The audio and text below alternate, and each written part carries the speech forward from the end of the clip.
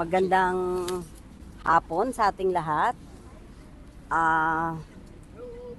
Pangalawang araw ngayon ng confirmation of charges at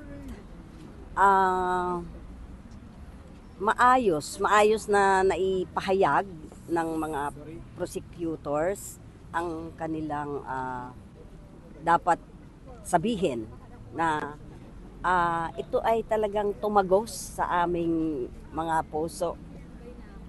Mahirap. Mahirap kasi kanina. Pigil yung aming, pigil yung aming damdamin kasi sobra kaming, na overwhelmed dahil para talaga yun sa amin yung mga sinasabi. Sa amin yun ng mga biktima. Kaya, yun po, at saka talagang ramdam na namin na talagang matutuloy ang charges at magkakaroon ng trial soon. And syempre ang inaasahan yung talagang mapanagot si Duterte, makulong at makonvict siya habang buhay at mapanagot sa kanyang mga krimen na ginawa sa mga biktima. Yun lang po. Okay.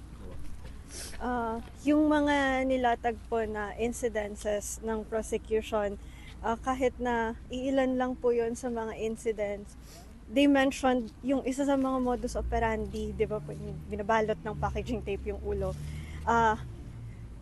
It may, naging clear lalo ito.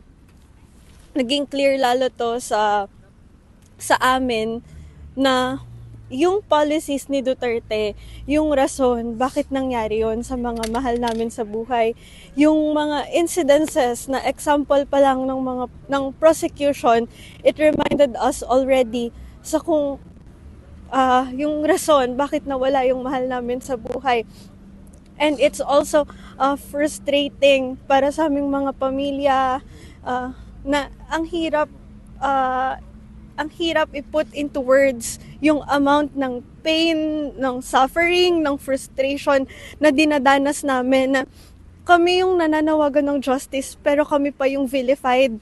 Malinaw naman po sa hinain ng prosecution kung bakit kailangan i-confirm yung charges against Duterte. We see no other reason bakit hindi.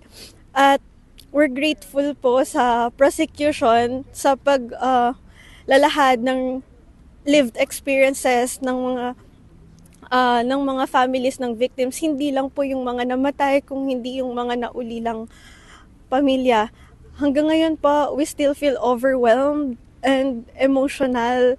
It's still hard to process everything, but we know na nararapat lang talaga na nandito kami at na alam namin na ICC yung magiging sagot sa kung ano, magiging sagot sa justice na hinihingi namin. Kaya po, we hope na push talaga to trial ito dahil malinaw na si Duterte ang rason kung bakit nawala yung mga mahal namin sa buhay.